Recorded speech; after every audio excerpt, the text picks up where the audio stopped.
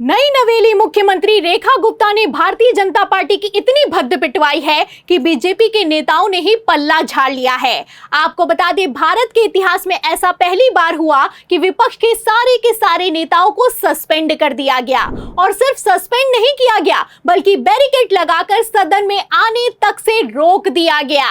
और वो भी तब रोक दिया गया जब सदन में ही दिल्ली की नई नवेली मुख्यमंत्री रेखा गुप्ता सो रही थी। जी हाँ, तो पूरे के पूरे विपक्ष को सस्पेंड करके भारतीय जनता पार्टी ने आखिर सदन में आज क्या करके दिखाया है, जब मैं आपको वीडियो दिखाऊंगी तो आपके पैरों तले भी जमीन खिसक जाएगी। तो फिलहाल क्या हुआ है, क्यों हुआ है, आपको एक एक करके दिखाएंगे, लेकिन उसके पहले आप क्रोनोलॉजी समझिए। सबसे पहले आप वीडियो अपनी फुल स्क्रीन पर देखिए। आप वीडियो में देख सकते हैं कि जैसे ही सीएम बनते ही रेखा गुप्ता मुख्यमंत्री आवास पर पहुंचती हैं, तत्काल प्रभाव से भगत सिंह और अंबेडकर की तस्वीर को हटवा दिया जाता है और पीएम मोदी की तस्वीर को लगवा दिया जाता है।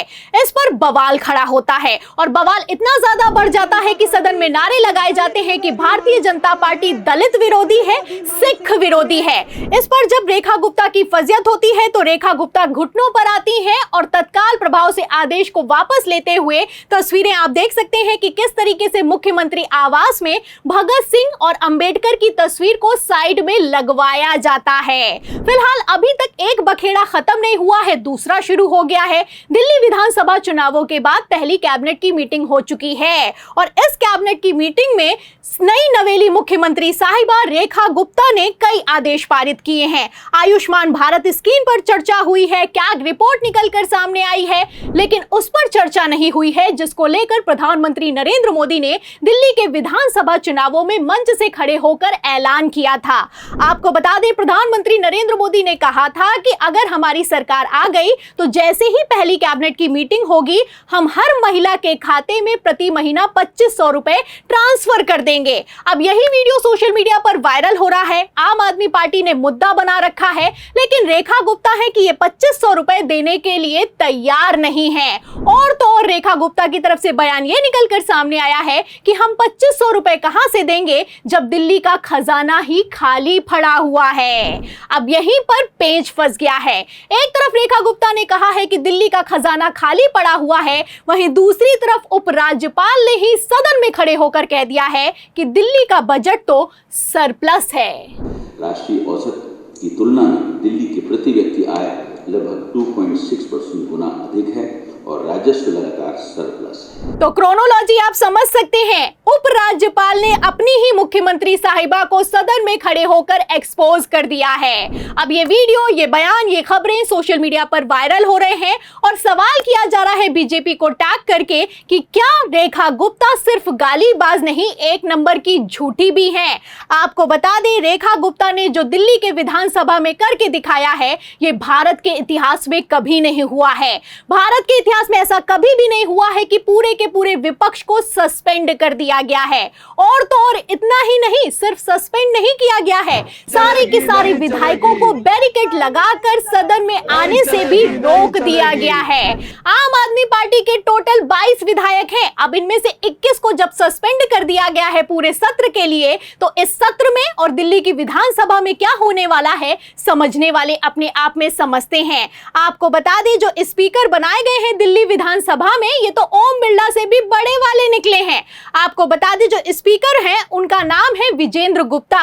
ये अनुशासनहीनता की सारी मर्यादा पार कर देते हैं। आपको बता दें, जब केजरीवाल की सरकार थी तो सदन में इतना हंगामा करते थे कि सस्पेंड कर दिया जाता था, और जब सस्पेंड कर दिया जाता था तो जाते नहीं थे, और जब जाते नहीं थे तो मार्शल उठाकर किस तरीके से बाहर ले जाते थे, तस्वीरें आप देख सकते हैं। तो जब केजरीवाल की सरकार थी तब हंगामा करते थे, और अब आप देख सकते हैं कि जो विपक्ष सवाल करता है उसको सदन से बाहर कर दिया है, और तो और ऑफिस तक जाने का मौका नहीं दिया जा रहा है।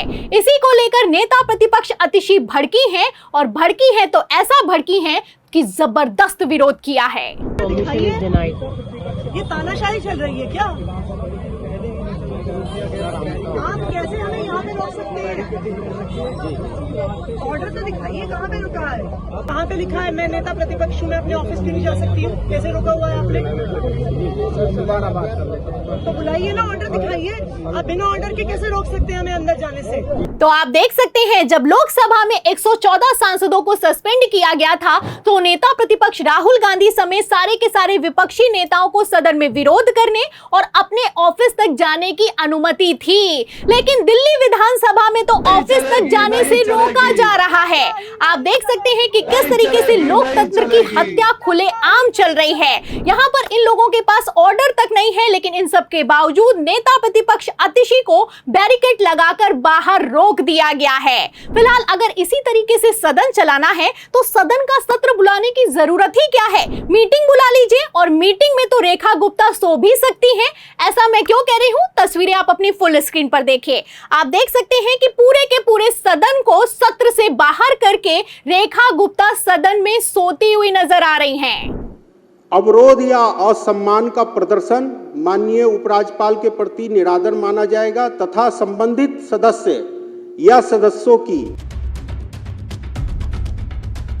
तो देखा आपने, रेखा गुप्ता सो रही हैं, खर्राटे मार रही हैं। एक तरफ सदन की कार्रवाई चल रही है, दूसरी तरफ मैडम सोती हुई नजर आ रही हैं। तस्वीरें आप देख सकते हैं कि बाहर नेता प्रतिपक्ष आतिशी समेत सारा का सारा विपक्ष नारे लगा रहा है कि तानाशाही नहीं चलेगी, हिटलरशाही नहीं चलेगी। वहीं दूसरी तरफ सदन के अंदर क्या चल रहा है, तस्वीरें अपने आप में साफ करती हुई नजर आ रही हैं। अब यहाँ पर विपक्ष तो है नहीं शोर मचाने के लिए, विरोध करने के लिए। ऐसे हालातों में मैडम सो ही जाएंगी, क्योंकि विरोध करने वाला पूरा विपक्ष तो बाहर कर दिया गया है। अब जैसे चाहे वैसे सदन चलाइए और बिल पर बिल पास करवाइए। आप देख सकते हैं कि दिल्ली विधानसभा में आखिर कैसे खुलेआम लोकतंत्र की हत्या की जा रही है, और इन लोगों को शर्म है कि आती नहीं। ये वही रेखा गुप्ता है, जब सदन में बवाल होता है तो माइक तोड़ती हैं, गालियां देती हैं, थप्पड़ बरसाती हैं, लेकिन जब सदन की कार्रवाई चलती है तब सो जाती हैं। आप देख सकते हैं कि किस तरीके से दिल्ली की विधानसभा में सारी की सारी मर्यादा को ही पार कर दिया गया है। आज जो भी दिल्ली में हुआ है ये शर्मनाक है, लोकतंत्र पर काला धब्बा है। फिलहाल जैसे दिल्ली की विधानसभा को चलाया जा रहा है, आपको क्या लगता है, क्या विधानसभा में लोकसभा की भी हद पार हो चुकी है? इस सवाल के जवाब में इस पूरी रिपोर्ट पर आपकी जो भी राय है हमें कमेंट बॉक्स में जरूर लिखें। वीडियो को ज्यादा से ज्यादा शेयर करें, हमारे चैनल को लाइक करें, सब्सक्राइब करें, ज्वाइन करें। फिर मिलती हूँ अगली खबर के साथ, तब तक के लिए धन्यवाद।